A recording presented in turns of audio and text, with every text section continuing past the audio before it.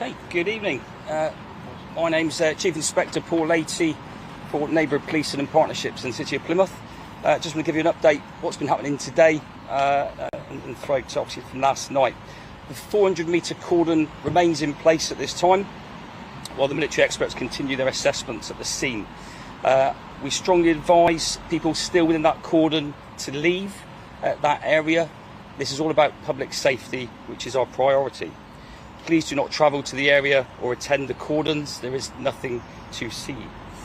We're working closely with our partner agencies. I'd like to thank them and of course our communities. We know it's an upheaval, so a big thank you to them. We just ask for a little bit more patience whilst we work through this together.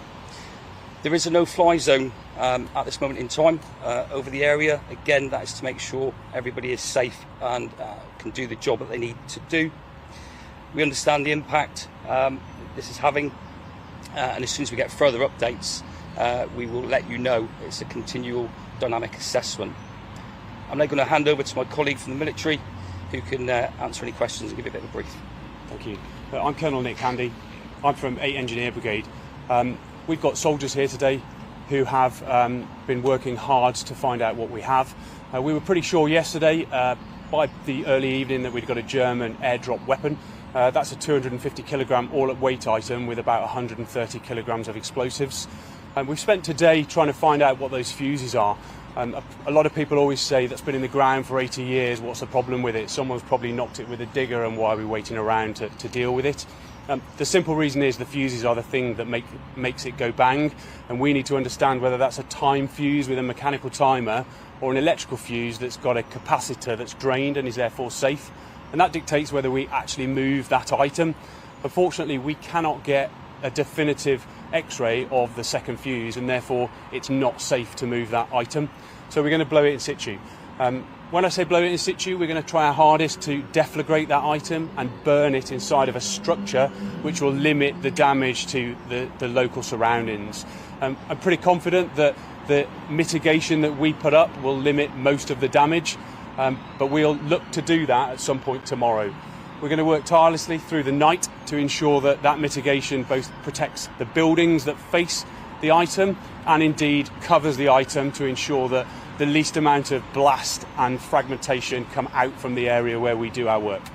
Thank you. So I just want to continue about what this means for the cordon and returning home. So because of this development, it does remain in situ at the 400 metres. There are no plans to move further than 400 metres at this time. The residents who have been evacuated will not be able to obviously return to their homes this evening. Once the device has been made safe and the Armed Forces specialists have given the green light, then we will announce this message through the local authority website, so please keep an eye out.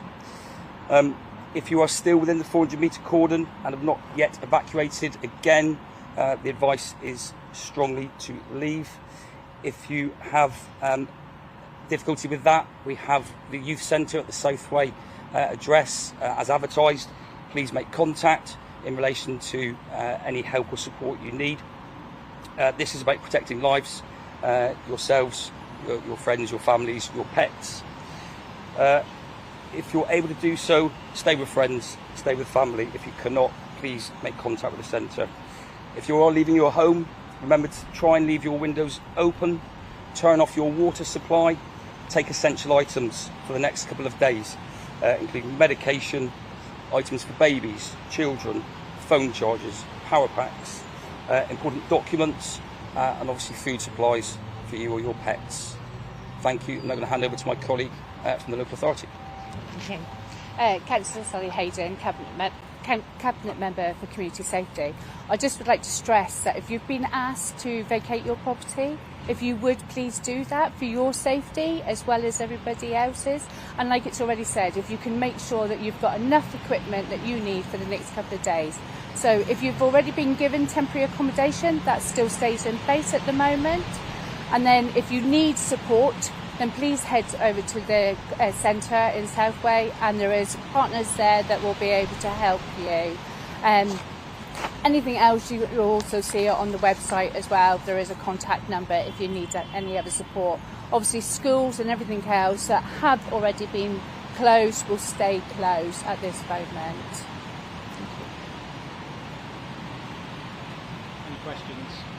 Yes, can I ask, obviously if you're going to actually detonate in the area, this happened before in Exeter where we had quite a lot of damage afterwards. It's a smaller bomb, I am aware, but what are you going to do to make sure that not much gets damaged?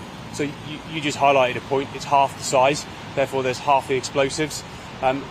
We've done quite a lot of tests with this particular item and the structure that we utilise, and therefore the damage will be less. But we need to be realistic. This is 130 kilograms that's 80 years old and is dangerous. And when that thing goes bang, for want of a better expression, there will be damage. We will limit that as much as possible to ensure that nobody suffers and there's no damage that needs to occur. And the mitigation that we put in place should affect only small amounts of damage on the outer extremities of the area that we go in. So, this has been here a long time. So obviously we haven't got everybody out of the area yet. So what are you going to do to remove the other people that are close to that bomb now that you're going to detonate? So the cordon is 400 metres. So everyone is outside of the danger area for that item. What are the challenges involved in actually dealing with this bomb? Say again, sorry? What are the challenges involved in actually detonating this bomb? Well, firstly, the challenge is finding out what the fuse is. For us, the fuse is the important bit, because if we can move it, then it makes it easier to take it out to sea and get rid of it. But when it's where it is, it has to be demolished in situ for the safety of everybody, both the soldiers rendering the item safe, the soldiers putting the mitigation in place, the Navy who came and looked at the item in the first place, and indeed the public, to make sure we only remove those individuals out of their houses that need to be removed. But we'll spend all night filling essentially large containers with sand to make sure that we protect people from the blast and fragmentation. What can you tell us about the mitigation that you've put in place? You mentioned the sand, but can you tell us a bit more about what's in place? So 450 tonnes of sand around the item in a structure that's been scientifically tested against this munition, and we'll also put mitigation in front of the shopping area and in front of the church to limit the damage to those locations. And what do you say to those people who might be concerned about how it might impact their properties? I'd say we're going to try our best to make sure that we impact people as least as possible. You said at some point tomorrow, when will a decision be taken on the timings, and what sort of other things do you need to consider on the timing of that? It really depends how tonight goes, how the weather stays. We've got a lot of soldiers working in an area where there's 130 kilograms and we don't know what the fuse is. We have to be really careful. If we move it, we could restart a timer. We've got someone listening to the fuse constantly to make sure we don't restart it ticking. So it's a process that we do very carefully and very slowly to make sure that we get to a point where we can advise the Gold Commander that we're in a position where we're happy to make that thing detonate. Remember, detonation is a possibility. We're going to try and deflagrate it so it doesn't do that. But when it's ready, it's ready. So we will do that as fast as we can, but we're not setting a time frame on it. Can you tell us about the numbers of people working on this, the teams involved? There's probably about 35 military there. We've got teams from 11 EOD Regiment, we had teams from DTXG, the Navy, and we've got 3 Engineer Regiment who all provide expertise in certain areas to both render it safe, diagnose the item, assist with the mitigation and just help us through the actual process. How common is this ordnance? How common is the ordnance? Yes.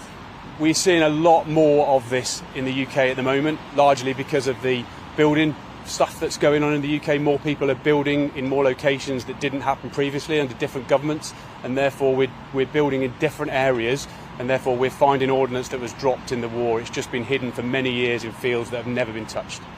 And is this a common bomb? It's a common bomb.